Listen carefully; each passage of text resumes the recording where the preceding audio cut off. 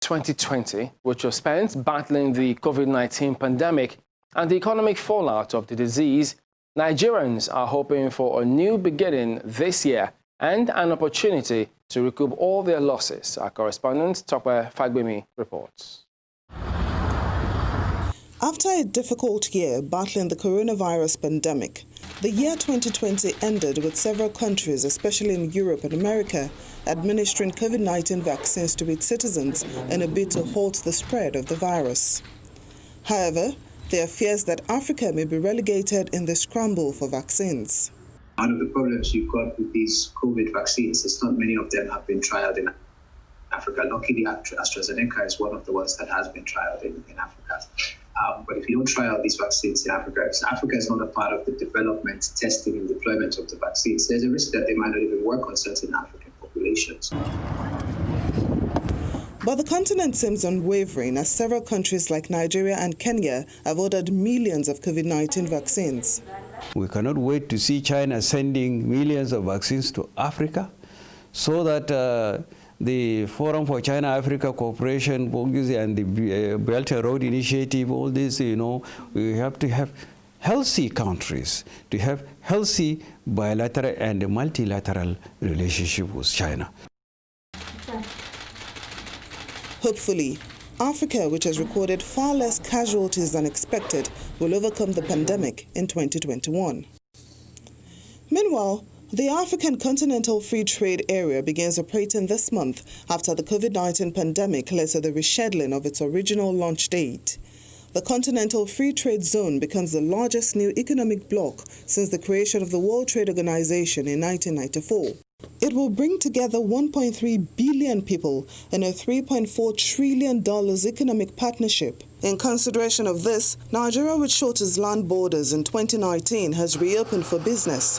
Policy experts believe lifting the blockade will help check the recession, the nation's worst in decades, and ease the economic hardship facing Nigerians. The major aim of ECOWAS is trade, and we have signed the Continental Free Trade. We don't even have the soft or the equipment to compete.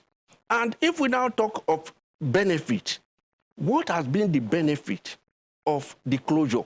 So if customs say they are benefiting, what of the export side of it? For you to say balance of trade, balance of payment, it is not one side. Have we invested heavily in Apapa port?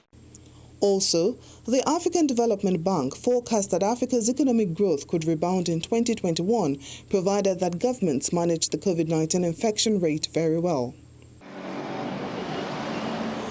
Away from the economy, Nigerian university students are hoping to return to school after the Academic Staff Union of Universities, ASU, conditionally suspended its strike in December, ending a protracted industrial action that started since March 2020. However, it is not yet clear when federal and state universities will reopen due to the COVID-19 restrictions that have been put in place to fight the second wave of the pandemic. In the meantime, the Senior Staff Association of Nigerian Universities, SANU, has rejected what it calls the lopsided sharing formula that the federal government negotiated with ASU. The association is also threatening to down tools, except the federal government corrects the imbalance.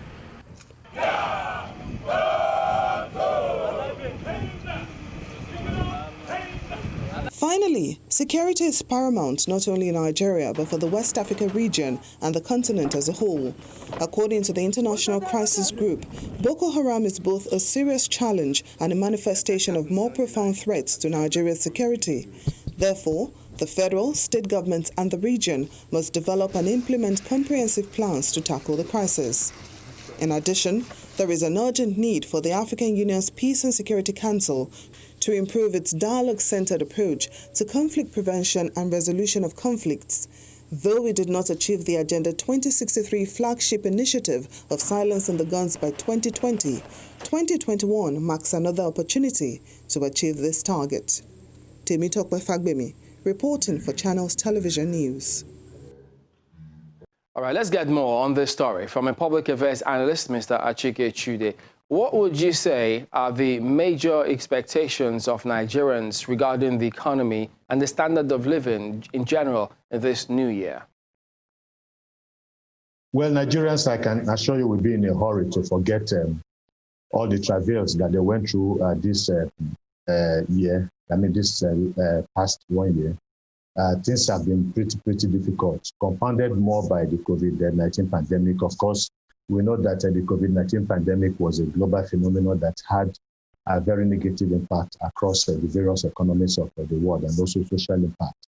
But I think, in a government that is struggling to shore up its revenue base, I'm talking about the Nigerian government, the government was compelled from what the government told the people to make their life a little bit difficult for them. The price of electricity was increased 100-fold. Of course, the pump price of fuel also went up. And so all of these things added to the economic instability Nigerians have to grapple with. Well, Nigeria has reopened its land borders, but as the African Continental Free Trade Area kicks off this month, what benefit do you expect Nigeria to derive from this, and what impact will it have on Nigeria's relations with other African countries? This has been in the works for so many decades now, starting from the beginning of the establishment of the Organization of African Unity, succeeded by the African Union. And the economic prosperity of Africa has always been in the pipeline. The possibility of having, a continent-wide trade, zone has always been there. And the African heads of states of the past have actually worked towards that. And then now we're beginning to see the reality. So there's a lot of expectation. Let's talk about security across board. In Nigeria and Africa as a whole. What are your expectations? I think that a lot more needs to be done. I think there needs to be a greater interaction between African countries, and not just African countries, because issues of violence, especially of the terrorist kind, is something that has become a global issue. We need to, a greater sharing of information and intelligence for the purpose of meeting the acts of violence that we see in the continent, in the world. All right then, Mr. Choutonji, thank you for joining us today on Africa 54. Thank you. We want to know what you think about Africa 54 and the stories we covered. Join the conversation on Facebook. The address is Africa 54. And check out our headlines 24/7 on voaafrica.com. After the break, as President-elect Joe Biden prepares to take office, expectations of the United Nations are high that the United States will re-engage at the world body.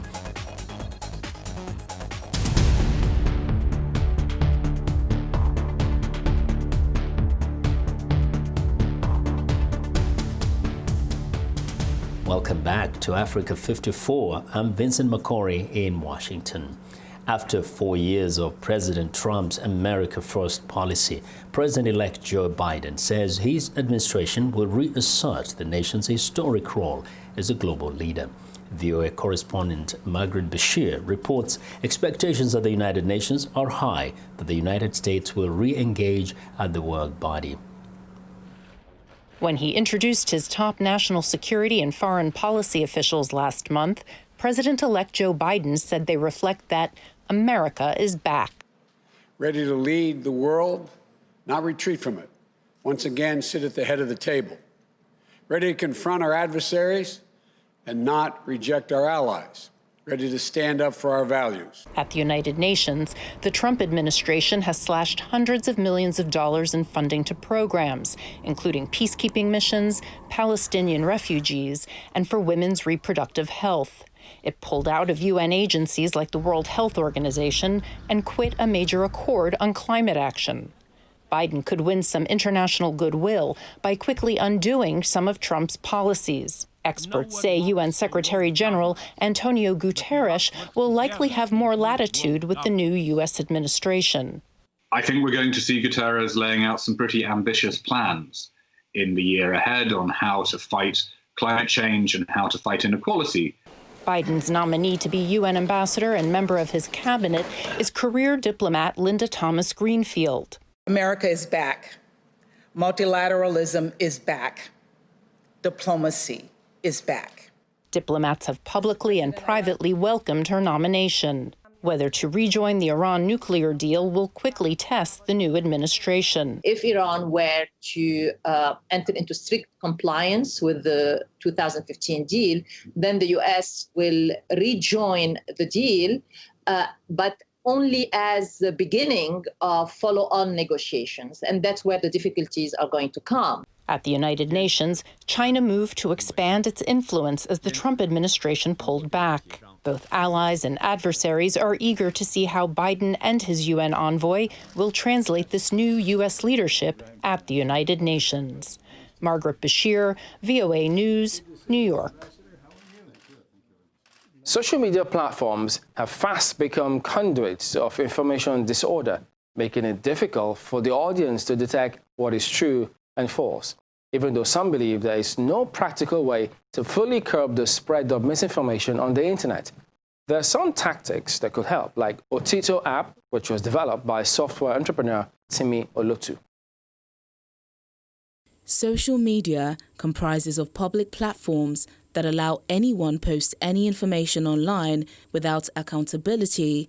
But these social platforms are conduits of information disorder. To curtail the fast spread of false information on the internet, a software entrepreneur in the UK, Timi Olotu, and his team have developed an application called Otito that helps individuals research and write fact-based articles with other people on the internet. The web-based application is designed to fight misinformation through crowdsourced facts and community moderation. Timi, who is also a journalist, felt the need to help people identify what's true and what's false on the internet. It just seemed that we were in an informational crisis. No one was sure what to believe anymore. And as a result, it was very easy for people to spread misinformation. And I just felt something needed to be done that was less about getting people to think a certain way, but more about equipping them to be able to identify what is false and what is accurate. Otito organizes articles as evidence-based claims and allows multiple people contribute different claims to the same topic. The problem of misinformation is so widespread, and for the Otito team, that brought a lot of skepticism from the audience. I think that problem really faded away the more we developed the app and the further down the road we went with it, because as people started to see the app take shape, as they were able to interact with an actual live system on the internet. Otito is a media format and crowdsourcing app that empowers users to fight misinformation and fake news while accessing reliable content on important topics. It's time now for a short break, and as we do, we'd like to remind you to visit our website, channelstv.com, for news and programming around the clock. You can also find us at youtube.com/channelsweb. Still to come, an Egyptian artist gives new meaning to pharaonic sculpture. At his hands, images normally seen on a grand scale reveal themselves in tiny detail on a pencil lead. Welcome back to Africa 54. I'm Vincent McCory in Washington. A prominent African research scientist says if the world is to get a handle on this pandemic, it is vital that a vaccine is tested, regulated, and taken on the continent. Catherine Choutonji, the executive director of the African Population and Health Research Center in Kenya, says Africa needs a vaccine that works for its people. We met up with her in Nairobi, where she is trying to change hearts and minds about the benefits of COVID-19 clinical trials and vaccines. Many people will die if COVID-19 continues at the pace at which it's going. Our lives will keep on getting disrupted. Life will never get back to normal. The economy will collapse completely. My name is Catherine Choutonji, and I'm the Executive Director of the African Population and Health Research Center. We need a lot of people to take up the vaccine, and even though we don't do it for ourselves, we need to think about doing it for the people we love. I may get COVID and not be adversely affected, but I may give that COVID to my grandparent, who ends up dying. So if you think about your loved ones, how the best way to protect them is to get vaccinated, and also get them vaccinated. I think it's important for people to know that getting vaccinated is a choice. And I think governments should not try any moves to force people to get vaccinated. The reason why we need to test this vaccine in African countries, part of it is to be sure that the vaccine will work because Africans generally have a different genetic makeup. Secondly, it is to be sure that it will work amongst people with conditions which are prevalent in sub-Saharan Africa. HIV, TB, the neglected tropical diseases. We want to know that there's high prevalence of malnutrition. Does the vaccine work the same in people who are underweight because they are malnourished? So if we don't do that, we'll never know. And the danger is that we find that the vaccine works in populations which are completely different from African populations, and the whole world is celebrating, and the day it comes to Africa, then we find there are issues, that it has maybe severe side effects in people who are HIV positive, or it doesn't work at all. Trials are guided by what we call ethical principles, and one of those principles is what we call justice. And the principle of justice demands that the risks and benefits of any new innovation, whether it's a treatment, whether it's a vaccine, should be equally spread out across the population. It shouldn't be that some groups of people take the risk of the trial and then another group take the benefit. And as I've said earlier, that's what was happening with HIV. Trials in Africa, treatment in the US, or treatment in Europe. So that was why this principle of justice, the main aim of it is to protect vulnerable populations from being exploited. They take the risk of participating in trials, but then they don't get the benefit. And in the last decades, there have been so many investments in the regulatory environment for research and science in Africa. There have been huge investments in building capacity, in training, in infrastructure, in resources, to make sure that the regulatory environment in Africa is strengthened. So what was 20 years ago, 25 years ago, is not the same. The things which happened before, the community has learned from them, governments have learned from them, they've put in place all sorts of safeguards. I don't blame them for being afraid, but I think people need also to understand that the world has moved on and that there are scientists whose livelihoods and whose passion depends on doing good. The regulatory environment is very robust and very strict and very strong, and people should trust that the scientists will do the right thing for their own good, but also because the environment forces them to. An Egyptian man is creatively transforming pencil tips into works of art. The artist carves miniature pharaonic figures out of pencil lead. Take a look. Armed with a microscope, some carving tools, and a pencil, an Egyptian artist carves pharaonic statues into tiny tips of pencils. Inspired by a Taiwanese artist who creates similar work, 28-year-old Ibrahim Bilal decided to use this medium to highlight Egyptian history in a unique way. I started sculpting 3 years ago when I saw the sculptures carved on a pencil tip by a Taiwanese artist. I liked it very much and was attracted by the idea. I decided to try it out. I started many times and my first attempts were unsuccessful until I managed to produce my first sculpture, which boosted my morale to continue.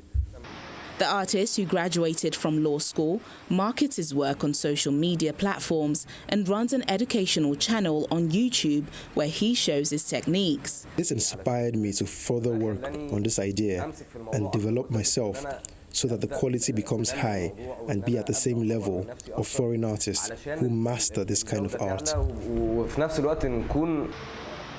Bilal says he's planning to organize an exhibition soon where he can sell his 22 works of art.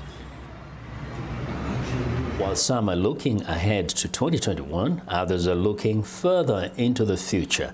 A rocket designed to travel to Mars is being built in a retirement community called Boca Chica in South Texas, near the border with Mexico. As VOA's Elizabeth Lee reports, SpaceX founder Elon Musk calls this area the gateway to Mars. At the southern tip of Texas called Boca Chica, along Texas Highway 4, you'll see the historical site of the last battle of the American Civil War. And a few more minutes down the road, there is another history-making view, a spaceport that is the beginning of what could be interplanetary travel. 1, SpaceX has been building and testing prototypes for its next-generation rocket called Starship to one day fly humans to the moon and Mars. People are going to want to come down and they're going to want to see this crazy pushing the boundaries of what's possible. David Centellina is an airline pilot who has not been flying because of the pandemic.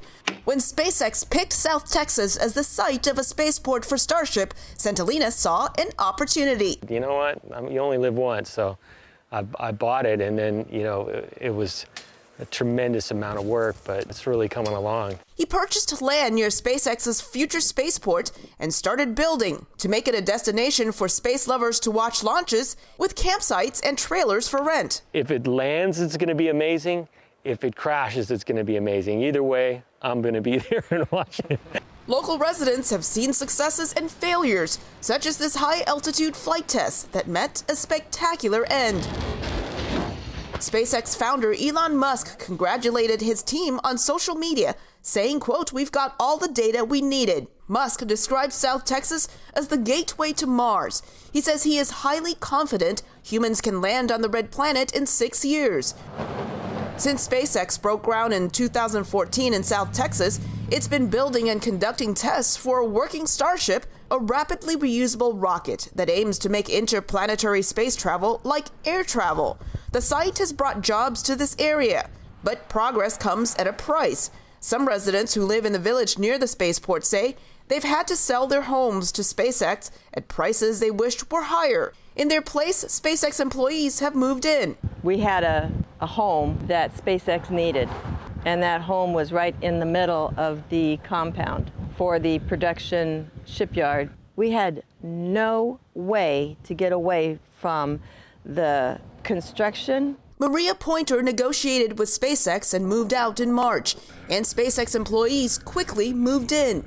I had to make lemonade out of lemons. I was not going to just take this lying down and say, oh, woe is me, they're going to take everything I have. No, I'm going to reinvent the Pointers so that we have fun. The experience has been bittersweet for her. From her new home, she's enjoyed watching the development of the rocket prototypes and writing about it, but she wishes SpaceX could have picked a different location so her life wouldn't be uprooted and the wildlife in the area stays preserved. Pointer will continue to write about SpaceX on social media for her followers, just as Centellina will share future launches with anyone who decides to stop by Rocket Ranch.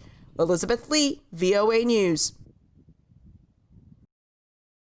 Well, and that's our show for today. You can find all the continent's top news and world news online at voaafrica.com. Check it out.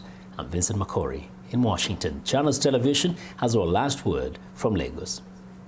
We look forward to bringing you another show next week. Remember, channelstv.com is your source for news and other programming. I'm Chain Belunason. Thank you for watching. Goodbye.